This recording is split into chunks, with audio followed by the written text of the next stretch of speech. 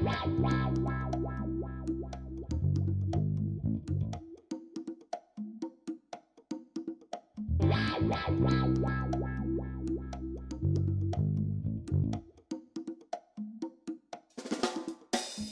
up, everybody? Jay Miller here, bringing another Productivity in Tech podcast.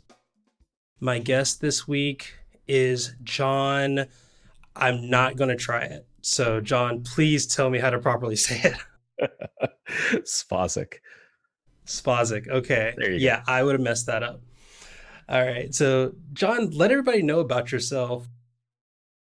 So, well, my name's John Svazic. A lot of people have screwed up my name, so no worries, Jay. I mean, it's great when the telemarketers call and they mispronounce my name, and I tell them they have the wrong number, which always throws them for a loop, which is a great filter. So I am an information security professional. I work for a company in Waterloo, Ontario. We make software for the MSP industry. And I've been in information security for about 7 years now.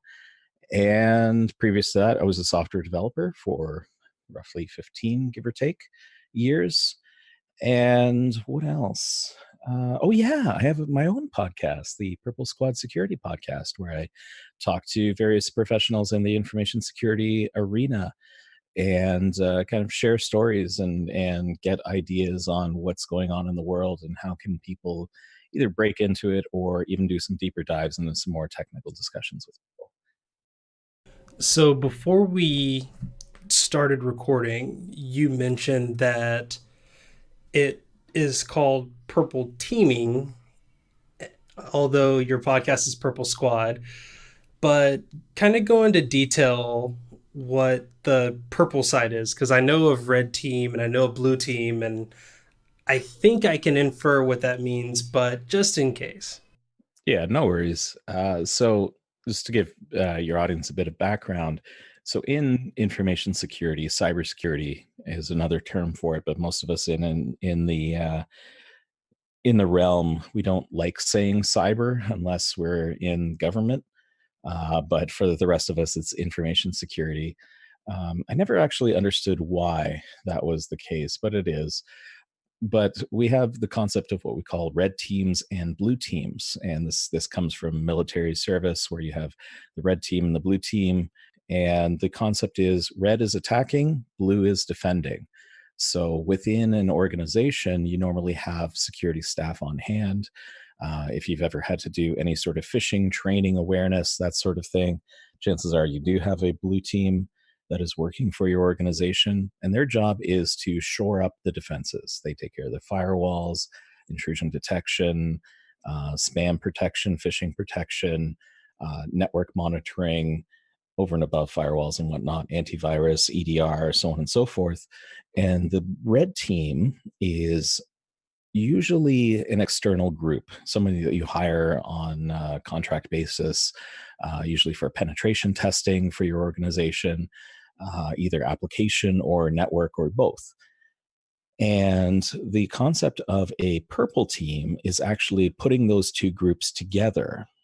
Oftentimes what will happen, especially with a penetration test, the red team will be kind of unannounced. They're just going to go in and they're just going to try to penetrate your network defenses and get in. And they usually have a flag that they've been told to get. And it could be go get some personal information records from HR, or see if you can get yourself as a domain administrator on our Windows network, something along those lines.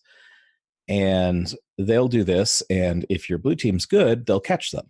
Now, because it's independent, and if your blue team doesn't know what's going on, the level of success is usually in the favor of the red team. Usually you get, if you have a very decent team that's going in, they will get in and get everything without the blue team ever noticing what's going on.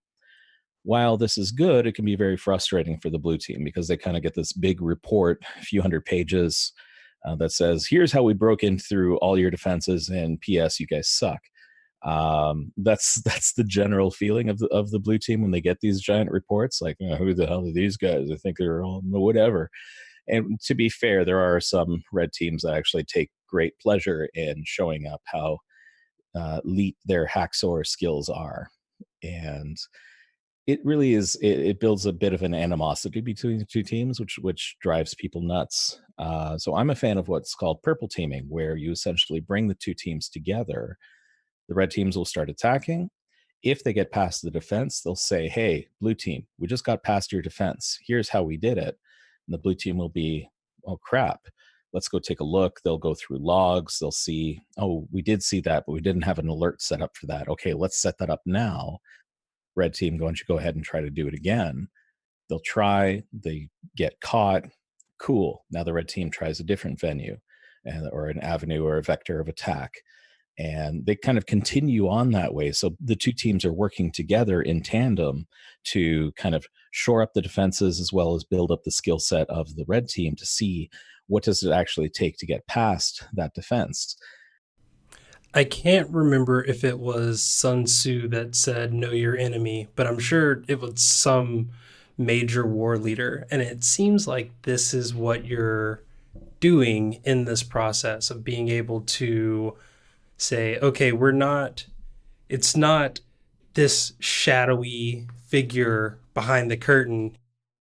It's us right next to you. And it's us working alongside of you to show you that you need help, but to also explain it and guide you through the steps. And I think that's something that a lot of IT departments they hesitate when it comes to bringing in security specialists because of that reason. They feel like you're here to make more work for me. You're here to show my boss that I'm not doing a good job.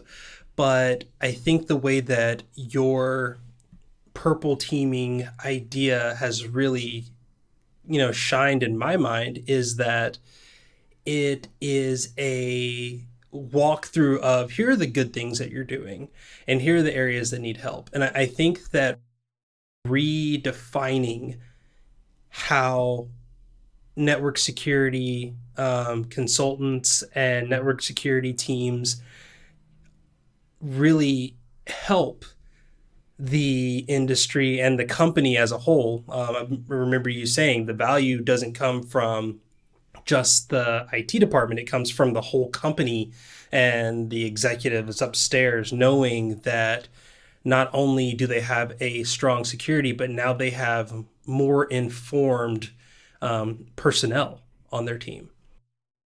Yeah, exactly. It's a common belief that security consultants can be there to add work to your plate. And that may or may not be the case. It really depends on your network. It depends on whatever else. Really, they're not there to point fingers or put out blame towards any person, department, or whatever. It could be IT if we're talking about network security. It could be the developers if we're talking about application security. I mean, as much as software development has multiple sort of specialties from full stack to back end to database to front end to whatever, and then we throw in the myriad of languages that we have out there as well. I mean, it's a wide open space. Security is very, very similar, where we have different specialties and specializations that we can get into, the blue team and the red team being kind of the most common ones. I would love to say that purple team was my idea. It really wasn't. It's been around for quite some time.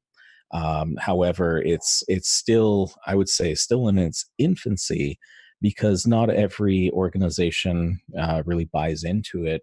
And even finding the appropriate consultant that can do it for you is also somewhat tricky, because you need someone who is willing to be patient with you and can communicate well on the fly.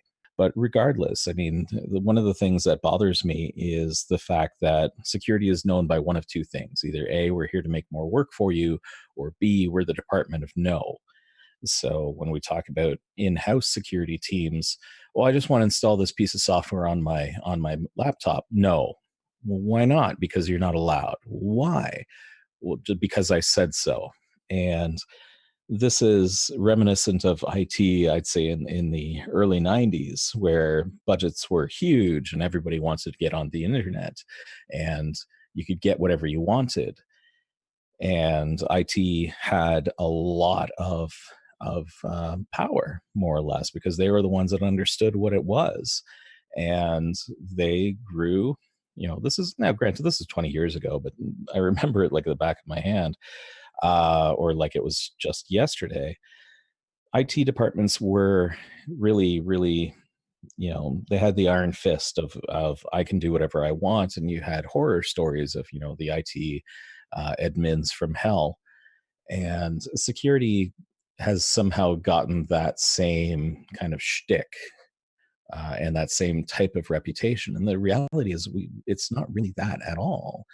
What we're really trying to do is we're there to limit risk to the company, and that risk is really going to affect the bottom line, and that bottom line is directly related to your paycheck. So I would often have I had this one company I worked for, and they would always say, what drives you, and be very proud of their teams, because and their various employees, because everyone would be like, I'm here to make the world a better place with the software that we're building here. And they'd give all these flowery speeches on everything else. And of course, I was in security, and John, what are you here for? What drives you? And I'd look at them square in the eye, and I would say, money. Yeah. And they'd look at me and they're like, what? And I'm like, no, money. I'm here to get paid. If you don't pay me, I'm not coming here. But let me break this down for you. I'm going to get paid because you're getting paid from your customers. And your customers are only going to pay you if they have a certain level of trust and belief in the product that you're building. And if that trust is violated, either because of some sort of attack or because of some sort of compromise or because of whatever else, then you're not going to get paid, which means I'm not going to get paid, which directly affects my bottom line. So I will continue to work to protect you from those risks. But at the end of the day, let's be clear. I'm doing this because at the end of the day, I want to get paid. And if I happen to find enjoyment while I'm doing this, and it just so happens I really like what I do, then that's great. But that's not my driving factor. And it throws people for a loop when I say things like that. But the reality is, no, I'm very pragmatic in that regard, in that, you know, if we don't understand what the risks are, if we're not willing to mitigate those risks, regardless of what department you're in, there is there is a non-zero percentage of event that could occur that will impact the ability for me to get paid. That makes me think a lot about the general idea of how much security should I put into a certain product. Like when I'm thinking about network security isn't really my big area. The more area that I'm more known in is like, okay, I just need to shore up this, website or this database and make sure that all of the right protections are in place. Well, I feel like there is always a level of overkill. And am I thinking about that the wrong way? Should I just say, it needs to be as secure as we could possibly make it, spare no expense, and create Fort Knox for my web app? Or is there like a level of like you're probably safe enough just doing these things? So I'm so glad you asked this question, because this is where you can tell people who have been in the industry for a while versus people who are new to the industry, or more dangerously, those who understand it from the edges but don't necessarily have done that deep dive. Um, it boils down to a cost benefit analysis. We can make things 100% secure that are completely unusable, because no one will ever be able to communicate with that system or use that application, because there will be no input fields, there will be no network communication, there will be no website presence, like there will be nothing. It'll be perfectly secure because no one can access it. but it's pointless. So you can throw money at a problem, and you can spend $10,000 to protect your $1 pencil, for example, and it doesn't make sense. We in the security industry, there's lots of what we call blinky box vendors. These are the vendors that are selling a product, and they'll say, hey, buy this product and you'll be 100% secure. Okay, first word of advice: anyone says if you use or buy their product and it gives you 100% security, they're full of it, because there's no such thing. So spending enormous amounts of money isn't going to really solve the problem. We do risk analysis, we do threat modeling, we use a variety of different tools to basically identify, okay, what are the threats that could attack a particular piece of software, for example? If I've got a website, okay, where are my input fields? Right? What are the chances of someone doing X? Right. So, for example, if I have a website and I am taking, I have a login screen. Here's a great example. I've got my login screen. What are my threats? Well, first and foremost, are people going to be um, trying to launch viruses at the site? Probably not. Probably what they're going to try to do is screw around with that login page by uh, um, firing off username password requests, and maybe I'm going to pick one particular username and it's going to hammer a whole bunch of different passwords. Do I have a control that will protect against that? What does that control look like? Do I have, for example, a timeout? So if you have 5 bad password attempts, do I lock out the account for a certain period of time? Or do I take it a step further and say, lock it out indefinitely until an admin comes in and unlocks that individual account? If I go with the admin route, what is the cost of that? Because now I've got a user that can't log in, that has to wait for another person to go in and unlock their account. If it's an automated thing, okay, 15 minutes is usually what I would do for an account lockout.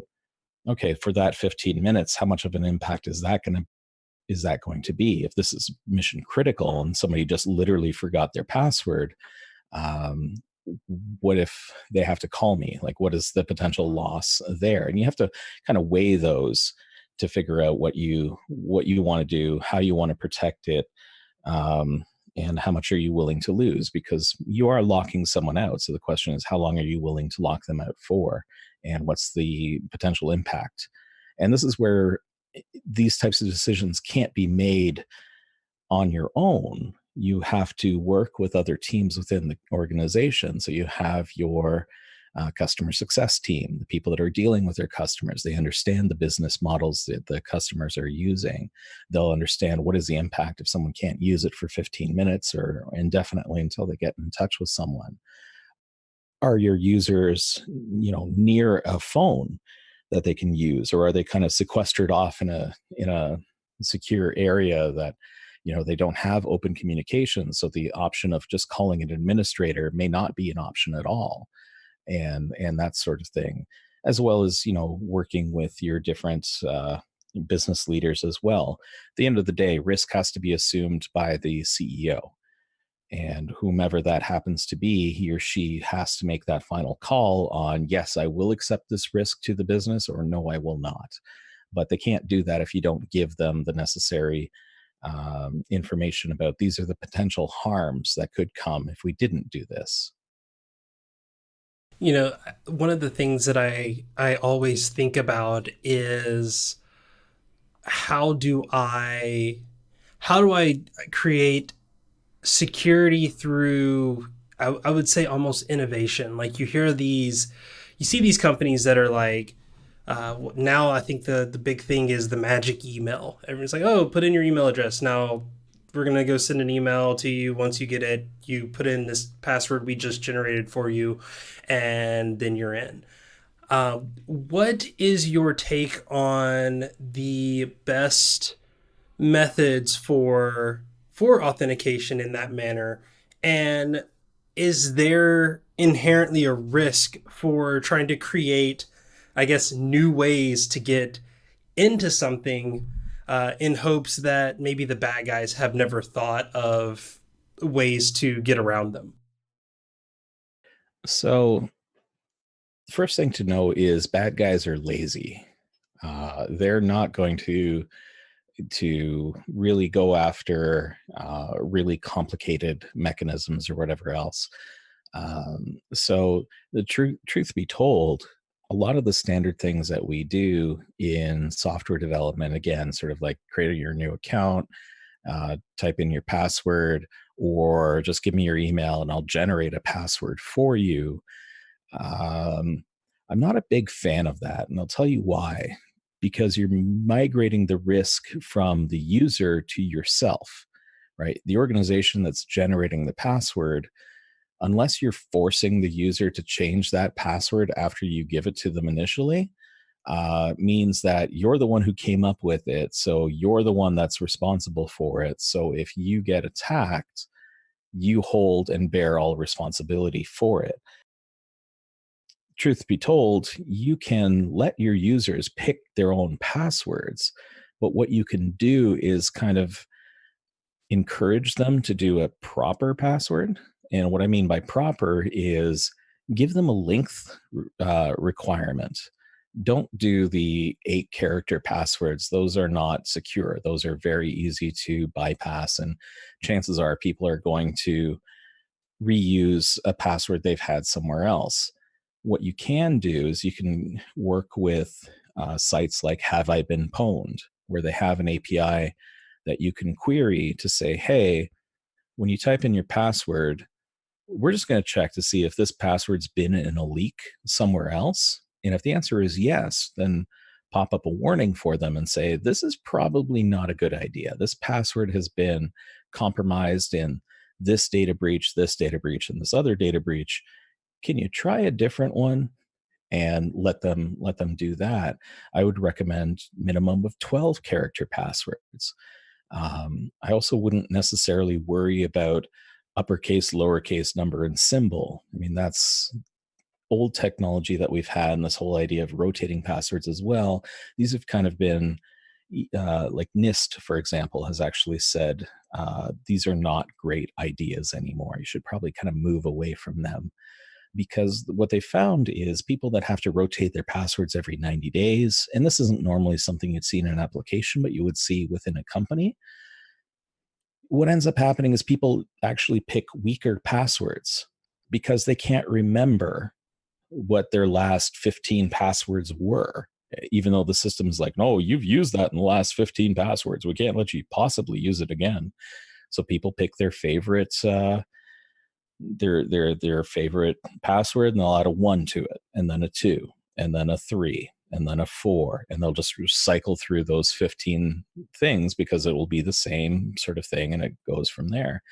Now, going back to your original question about what would be a good way to design an application for authentication, how you come up with the password, I would let the user pick their own password. I would do a few other things, though. I would encourage them to pick a unique password. And again, by using services like Have I Been Pwned, they have an API that you can actually call out.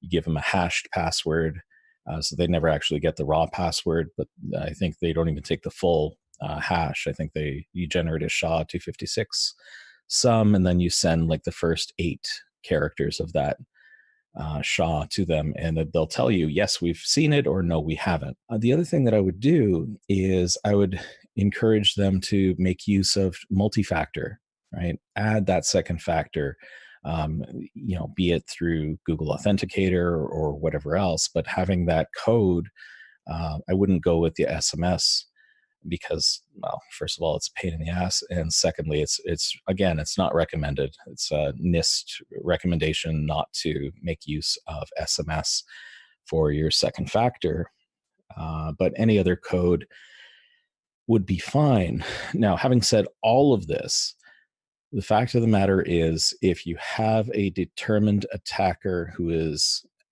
absolutely hell bent on breaking into a system, they will succeed in one way, shape, or form. Right? There's very little any of us can do. So, going back to this whole concept of red and blue team, we would say the blue team has to be right 100% of the time. The red team only has to be right once. And of course, that's true, but there's a corollary to that. After the red team is successful, now the clock starts ticking. How quickly can the blue team pick them up? And by adding multiple layers of defense, you can find these attackers a hell of a lot faster. And from there, you stop them before they cause significant harm. When it comes to something like authentication, yes, having a password, let the user pick that password, make sure that password is unique. And then going back and looking at things like account lockouts, if someone's really trying to hammer on a single account, lock them out, I would actually generate a log entry and say, hey, we've locked this person out because of these this many failed attempts in X minutes. That makes a lot of sense. So let's talk about one, the thing that actually introduced me to you and to your podcast was this post that you uh, just had put out about you and a team of, or an event that you put together where it seems like you gamified the idea of information security. Go into detail about that idea. Sure. So yeah, so we had a conference here near where I live called True North. So people are interested, you can go take a look at it. I'm not gonna plug their conference because it's already over. But it's basically, we had a workshop, me and a few colleagues of mine, and we put together what we call a tabletop exercise. Now, some of your listeners may actually know what a tabletop is. Some of them are thinking this is a Dungeons and Dragons type of thing. They're both right. Traditionally, a tabletop is kind of a simulation of an event occurring within your company. What does that mean? It means something bad has happened. And what you do is you get different people from different departments. So you can have HR, you can have IT, you can have legal, you can have finance, you can have your executives come in, and you sit down and you say, okay, we have a business continuity plan. And the whole point of this exercise is to walk through that business continuity plan by trying to address an event. And that could be anything from the office is flooded to our database server has crashed to we've been attacked with ransomware. And what do you do? And these business continuity plans are exactly that. They're plans that will step your staff through their different responsibilities and the means to reach recovery. Your business is interrupted because of something. So what do you do to recover from that event and get yourself back to the positive, back to being able to actually do your business? So a lot of times when people do these, they're usually performed by the security team. Not always. IT teams will do them as well. They don't have to be security events. Like I said, you have flooding, which is a great example. You can have an ISP disconnect, right? Your ISP has gone down. We actually just had that a couple of weeks ago or actually last week, I guess it was, based on the day that we're recording now, where Cloudflare was down. And it was down because of an issue with a third party ISP out of like Pennsylvania or something that published a bad route, which caused half the internet to go down, which was, fantastic. But that's another story for another day. But the point is, how do you resolve it? How do you go through it? The problem that I have with tabletops is people will follow what's called the happy path. Oh, we're just going to do this, and then we're going to do this, and then we're going to do this, and it's fine. It just works. And as we all know, reality doesn't follow a happy path. So, my idea was to merge the idea of a traditional tabletop exercise with Dungeons and Dragons. And why did I do that? Mainly because I wanted to introduce randomness to it. Now we're not talking about orcs and mages and barbarians coming down the street and going to the tavern and trying to clear out a basement full of rats. What we're talking about is getting people to follow their disaster recovery plan, their business continuity plan, but every time they have to make a decision, roll dice. And the way I do it is I have two sets of dice. Well, one set of dice, but a six-sided dice and a 20-sided die. And the idea is, depending on the decision that they have to make, they will have to roll one of those die. And depending on what it lands, I have predetermined conditions that you're either successful, you're not successful, and then the severity of that. So, those who have played Dungeons and Dragons, if you roll a natural one, which basically means you roll a dice or roll a die, if it lands on a one, that is the worst possible outcome.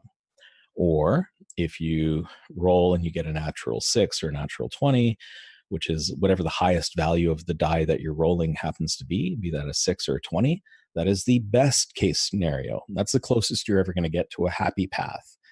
And then you kind of have something in between for whatever it happens to be. So when we do these tabletop exercises, even the non-gamified ones like I have, you still have someone who's kind of coordinating and driving that forward. When we start rolling dice, you have to have someone who does act like that dungeon master, that person who's driving the exercise and is telling you what is the outcome of the roll that you just did. So the conference that we had was an interesting scenario that I had cooked up. And the gist of it was, you were a small software company that was in the waste management industry. You built software for the waste management industry. And it's a very niche market, but it's very, very competitive. And just so happens that your organization happens to be the industry leader. And what ended up happening is, you came in, everything was fine. All of a sudden, you hear a buzzing, and the fans and all the machines are spinning up. And after about 10 minutes, the machines start rebooting themselves, almost like dominoes. You can see it throughout the entire office. And you had about 450 employees, 500 machines, and all of a sudden they all come back up, and you've got a ransomware screen that's popped up. And the question began with, what do you do? And we kind of turned it over from there and let the audience kind of try to work their way through. So we had people in groups. We had an IT department, we had an HR department, finance, legal, and support, and marketing as well. And one of my co-presenters was our CEO. So he got to make final decisions just to kind of keep us on track. Did anyone have to roll for initiative? No, there's no role. Okay.